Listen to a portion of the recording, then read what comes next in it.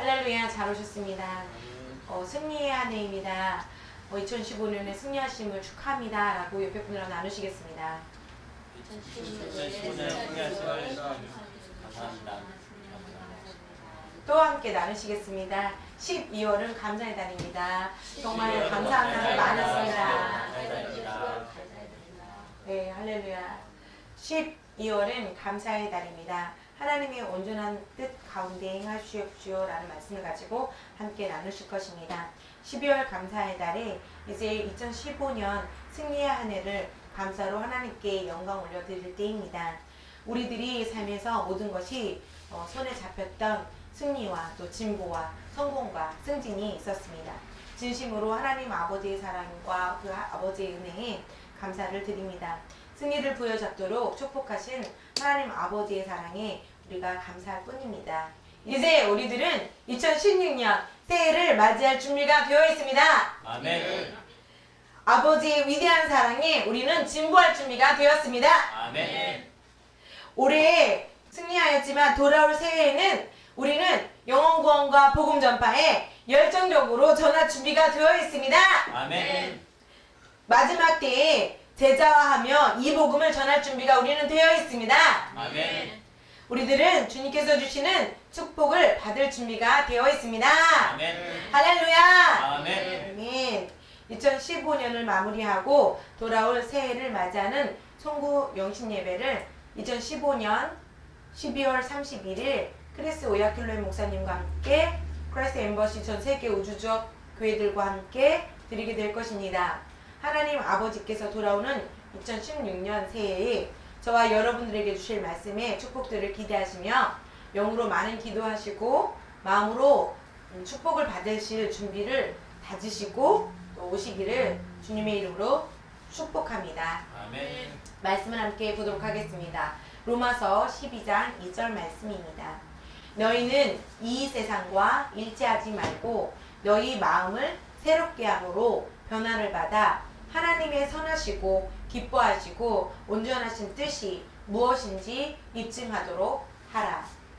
여러분의 인생을 향한 하나님의 온전하신 뜻 가운데에서 행하기 위해서 저와 여러분이 가장 먼저 해야 하는 것이 있습니다. 하나님의 말씀은 하나님의 아버지의 마음의 뜻이 담겨 있습니다. 그러므로 하나님의 말씀을 정확히 알지 못한다면 아무도 하나님의 온전하신 뜻을 진정으로 깨달을 수 없습니다. 하나님의 말씀은 여러분들에게 방향을 제시해주고 또 여러분에게 향하신 하나님의 온전하신 뜻을 알도록 도와주십니다. 이런 까닭에 말씀이 저와 여러분에게 그 발에 등불이며 길에 빛이라고 성경이 말씀해주고 있음을 우리가 알아야 합니다. 하나님의 뜻을 알고 그 가운데서 행하는 방법은 여러 가지가 있습니다. 그 중에 첫 번째 방법은 하나님의 말씀을 통해서입니다. 우리들의 인생에 있어서 모든 것들이 하나님의 뜻과 일치하는지 분별할 수 있는 유일한 방법은 말씀을 통해서만입니다. 성경의 말씀은 너무나 중요합니다. 할렐루야. 옆에 분들하고 함께 나누시겠습니다. 성경의 말씀은 당신에게 너무나 중요합니다. 성경의 말씀은 당신에게 중요하시다. 또 다른 분에게 나눠주실까요? 성경의 말씀은 저와 당신에게 너무나 중요합니다. 예수님은 살아계신 하나님의 말씀입니다. 함께 또 고백하실까요? 예수님은 살아계신 하나님의 말씀입니다. 살아계신 하나님의 말씀입니다. 아멘. 네, 하나님의 말씀입니다. 예수님이 하나님의 말씀이기 때문에 주님은 무덤 속에 있을 수 없으셨습니다. 동굴에 예수님을 두고 봉하고 군사들이 지키고 서 있었지만 주님을 그곳에 아무도 머물게 하지 못했습니다. 왜냐하면 예수님은 살아계신 하나님의 말씀이기 때문입니다. 예수님을 그 누가 어떻게 막을 수가 있겠습니까? 예수님은 살아계신 말씀이시고 말씀이 육신이 되신 분이십니다. 우리 함께 나누시겠습니다. 예수님은 예수님은 살아계신 말씀이시고 살아계신 말씀이시고 말씀이 육신이 되신 분이십니다. 말씀이 육신이 되십니다. 네, 요한복음 1장 14절이 증거하고 계십니다. 우리 함께 읽어보도록 하겠습니다. 그 말씀이 육신이 되어 우리 가운데 거하심으로 우리가 그의 영광을 보니 아버지의 독생자의 영광으로 은혜와 진리가 충만하더라. 아멘. 하나님께서 말씀하실 때 하나님께서 하신 말씀은 어떠한 말씀이든지 그 말씀이 생명입니다. 하나님의 말씀은 그 어떤 말씀이든지 전하시고자 하는 말씀 안에 메시지들에는 생명을 지니고 있습니다. 예수님께서 하나님의 말씀을 씨에 비유한 것을 우리가 당연히 받아들여야 합니다. 누가복음 8장 11절에는 씨는 하나님의 말씀이요 라고 예수님께서 증거하셨습니다. 모든 씨는 그 자체와 같은 생명을 재생산합니다. 모든 씨에는 그 씨 안에 그 어떠한 생명체가 되기 위한 그 자체를 가지고 품고 있잖아요. 아멘. 이와 마찬가지로 하나님의 말씀도 이와 같습니다. 말씀은 말씀의 자체를 말하고 여러분이 말씀을 선포하게 된다면 그 말씀에 대한 결실을 얻게 됩니다. 말씀이 치유에 관하여 말씀하고 있다면 그것은 치유의 씨입니다. 그러므로 여러분이 치유에 대한 말씀을 고백하고 여러분의 증상에 대해서 여러분의 아픈 증상에 대해서 치유에 대한 말씀을 고백하고 선포하게 된다면 치유에 대한 결실을 맺게 되는 것입니다. 할렐루야. 아멘. 또 말씀이 아이를 잉태할 것이라고 말씀하고 있다면 그 말씀이 그 아이의 씨입니다. 그러므로 아이를 잉태하게 되는 것은 그 결실로 맺게 되는 것입니다. 정말 실질적으로 크라이스트 엠버시에 그 임신하지 못하는 그 아이를 잉태하지 못하는 또 때로는 그 치유학교에 가보시면 그 아이가 이렇게 태중에서 사단이 되어서 정말 너무 고민하면서 아이를 갖고 싶어하는 자매들이 그 부부 형제 자매들이 와서 기도를 받고 실질적으로 아이를 갖게 되는 간증이 너무나 넘쳐납니다. 왜냐하면 아이를 잉태할 수 있는 그 말씀을 부여잡고 그리고 그 말씀을 씨가 되도록 계속 말하고 씨를 심는 거죠.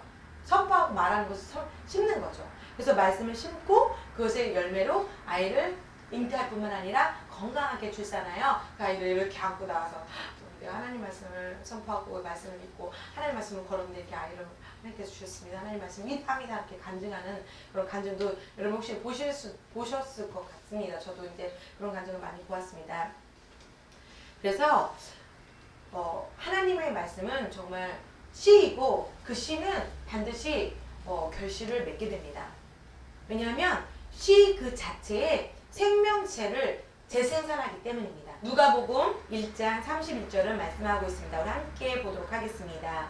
보라, 내가 너의 태 안에 임신한 한 아들을 낳으리니 그의 이름을 예수라 하라. 그러므로 하나님께서 마리아에게 내가 내 태 안에 임신하여 한 아들을 낳으리니 그 이름을 예수라 하라. 이렇게 말씀하셨을 때에 하나님께서 하신 말씀이 예수님을 낳는 씨가 되었습니다. 그렇게 예수님은 하나님의 말씀이 육신으로 태어나신 분이십니다. 예수님은 사람의 씨로 태어나지 않고 하나님께서 하신 말씀으로 태어났습니다. 하나님 아버지의 말씀을 분리할 수 없음을 여러분이 이해하십시오. 그러므로 예수님이 태어났을 때 아기 예수님의 그 생명은 말씀의 생명이었습니다. 그 말씀을 말한 자의 그 생명, 즉 하나님의 생명입니다. 요한복음 12장 49절에서 또 50절에는 예수님께서 말씀하고 계십니다. 요한복음 12장 49절에서 50절 말씀 함께 보도록 하겠습니다. 나는 스스로 말하지 아니하였고 나를 보내신 아버지께서 내가 이를 것과 말할 것을 친히 내게 명령으로 주셨느니라. 나는 그분의 명령이 영존하는 생명인 줄 아노라. 그러므로 내가 무엇을 말하든지 아버지께서 내게 말씀하신 그대로 내가 말하노라 하시니라. 아멘. 함께 우리 고백하시겠습니다. 하나님의 말씀은 생명입니다. 하나님의 말씀은 생명입니다. 예수님께서 말씀하시기를 나는 안다. 하나님 아버지의 말씀이 영존하는 생명인 것을 나는 안다라고 예수님께서 말씀하셨습니다. 이 능력의 말씀이 곧 하나님의 말씀은 생명이라고 예수님조차도 증거하고 계십니다. 즉 하나님의 말씀은 말하는 바를 결실하는 권능과 신성한 능력으로 충만합니다. 이런 까닭에 항상 하나님의 말씀을 하나님으로 받아들여야 합니다. 하나님의 말씀은 효력이 있어서 항상 세력을 얻습니다. 하나님의 말씀은 역사하지 않고 헛되이 하나님 아버지께로 돌아가지 않습니다. 오늘 여러분들이 하나님의 말씀을 하나님으로 받아들이기를 권면합니다. 하나님의 말씀을 하나님으로 받아들인다는 것은 하나님의 말씀의 진리성을 믿는다는 의미를 부여합니다. 어떤 상황이든지 그분의 말씀을 최고의 권위로 받아들이십시오. 하나님의 말씀이 여러분의 삶의 표준이 되게 하십시오. 여러분은 하나님께서 우리에 대해 말씀하시는 그대로이고 하나님의 말씀이 우리가 가지고 있다고 하는 것을 가지고 있으며 하나님께서 우리가 할 수 있다고 말씀하시는 것을 할 수 있음을 단순히 믿고 하나님 아버지께 감사하십시오. 그러면 말씀은 우리를 위하여 말씀하는 바의 결과를 맺게 도우실 것입니다. 두 번째로 여러분들이 하나님의 뜻 가운데 행하기를 원하신다면 방언 기도가 저와 여러분들에게 많은 유익을 줄 것을 믿으시기를 주님의 이름으로 축원드립니다. 여러분들이 계속해서 꾸준히 방언으로 기도하면 여러분의 영이 하나님의 영에 맞추어집니다. 꾸준히 방언을 말하는 것은 여러분의 영을 성령님과 일치하게 해줍니다. 그러니까 지금도 성령님과 우리와 함께 계시지만 성령님과 함께 우리는 함께이지만 그렇지만 성령님의 음성에 초점을 맞출 수 있는 유일한 정말 귀한 방법입니다.